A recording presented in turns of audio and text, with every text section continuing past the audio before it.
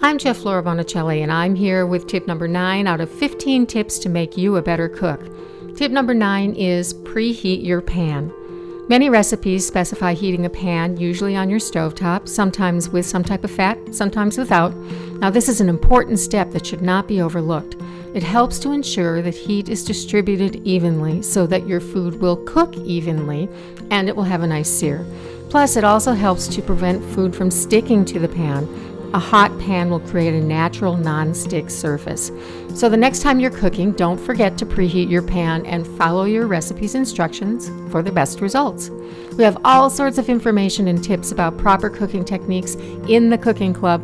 Visit BonelliCookingClub.com, grab some free recipes when you sign up for our email list, and join.